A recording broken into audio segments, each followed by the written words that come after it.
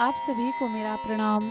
आप लोगों के समक्ष नाग पंचमी की कहानी सुना रही हूँ, जो इस प्रकार है। प्राचीन काल में एक सेठ जी के 7 पुत्र थे। सातों के विवाह हो चुके थे। सबसे छोटे पुत्र की पत्नी बहुत ही समझदार और सुशीला थी, परंतु उसके कोई भाई नहीं था। एक दिन बड़ी बहू ने घर को लीपने के लिए पीली मिट्टी लाने के लिए सभी बहुओं को साथ चलने को कहा और सब साथ जाकर मिट्टी खोदने लगी। तभी वहाँ एक सर्प निकला, जिससे बड़ी बहू मारने को तत्पर हुई। यह देखकर छोटी बहू ने उसे रोकते हुए कहा, इसे मत मारो, यह बेचारा निरपराध है। यह सुनकर बड़ी बहू ने उसे नहीं मारा। तब सर्प एक ओर जाकर बैठ गया। तब छोटी बहू ने उससे कहा, हम अभी लौट कर आती हैं, तुम यहाँ से जाना मत।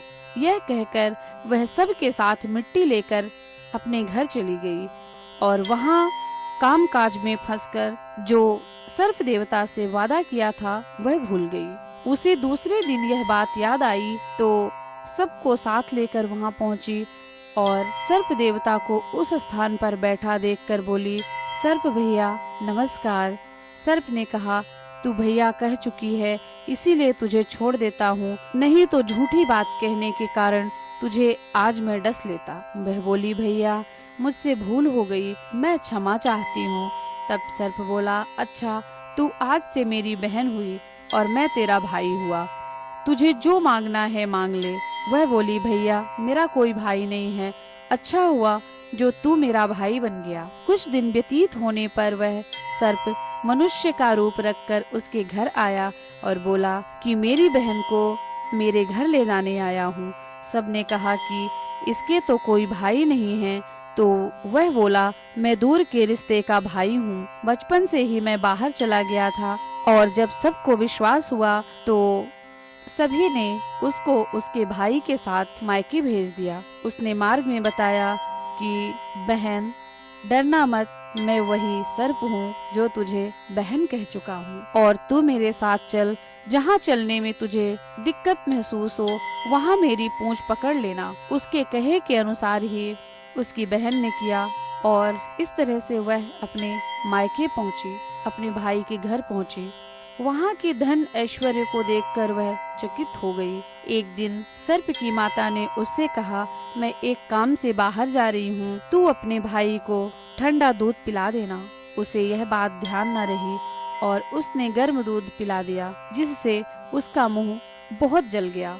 यह देखकर सर्प की माता बहुत क्रोधित हुई, परंतु सर्प के समझाने पर वह शांत हो गई। तब सर्प ने कहा, बहन को उसके घर भेज देना चाहिए। तब सर्प और उसके माता पिता ने बहुत सा धन देकर अपनी बहन को लेकर मायके चल दिया। इतना ढेर सारा धन देखकर बड़ी बहू ने ईर्ष्या से कहा, भाई तो बड़ा धनवान है तेरा, तुझे तो उससे और भी धन लाना चाहिए था। सर्प ने यह वचन सुना तो सब वस्तुएं सोने की लाकर अपनी बहन को दे दी। यह देखकर बड़ी बहू ने कहा, इन्हें झाड़ने की झाड़ू भी सोने की होनी चाहिए।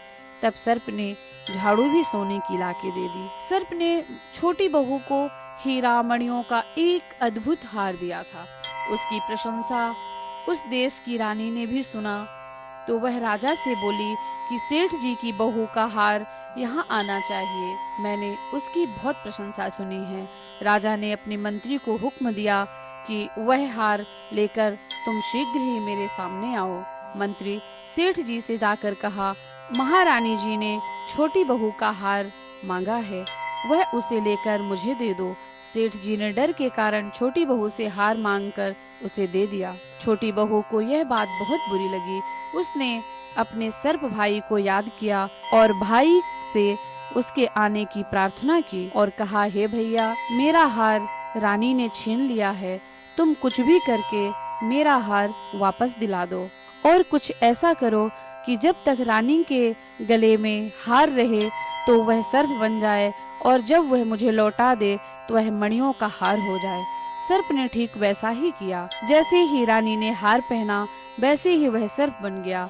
यह देखकर रानी चीख पड़ी और रोने लगी। यह देखकर राजा ने भी सेठ के पास खबर भेजी कि छोटी बहू को तुरंत भेजो। सेठ जी डर गए राजा ना जाने क्या करेगा।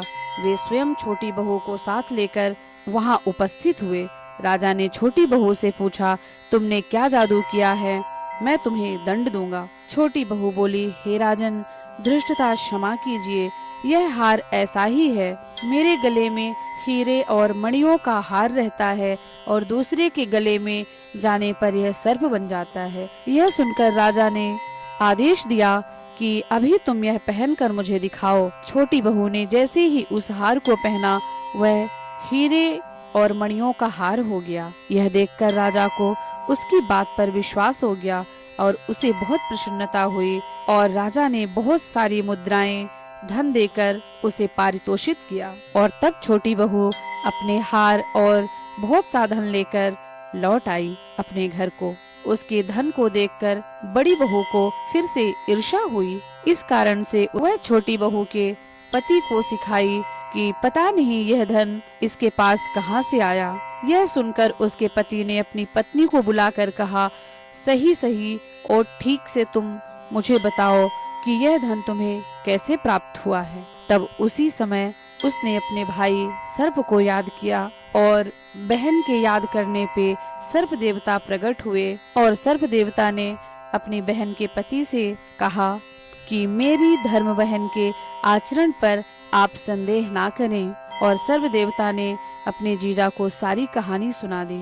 इस तरह से छोटी बहू का पति बहुत प्रसन्न हुआ और उसने सर्प देवता का भली प्रकार से सत्कार किया, स्वागत किया। उसी दिन से नाग पंचमी का त्योहार मनाया जाने लगा और सभी स्त्रियां सर्प देवता को भाई मानकर उनकी पूजा करती हैं। तो इस तरह से कथा संपूर्ण होती है। बोलो नाग देवता की जय। तो अब हम सुनते हैं नाग पंचमी की पूजा विधि। वैसे नाग पंचमी की पूजा का नियम सभी जगह अलग अलग होता है। अपनी अपनी मान्यता के अनुसार सब जगह अलग तरह से किया जाता है। सबसे पहले हम ब्रह्म मुहूर्त में उठकर स्नान करते हैं, निर्मल वस्त्र पहनते हैं और नाग पंचमी के दिन सर्प देवता को मीठा दूध पिलाया जाता है, ठंडा। और घर में गंगा जल, दूध, अक्षत और दूर्वा डालकर पूरे घर में छिड़काव किया जाता है। भगवान शिव का विशेष तौर से अभिषेक किया जाता है, पूजन किया जाता है। नाग पंचमी की पूजा की विधि अपनी अपनी मान्यता के अनुसार मनाई जाती है। इसमें भगवान शिव का अभिषेक किया जाता है, पूजन किया जाता है और नाग देवता को मीठा दूध पिलाते हैं ठंडा और नाग देवता से आशीर्वाद लेते हैं। उनकी कृपा हम सब पर सदैव बनी रहे। इस दिन सर्प को दूध पिलाने की भी प्रथा होती है। कहीं कहीं पे सर्पों को बंधन से मुक्त किया जाता है।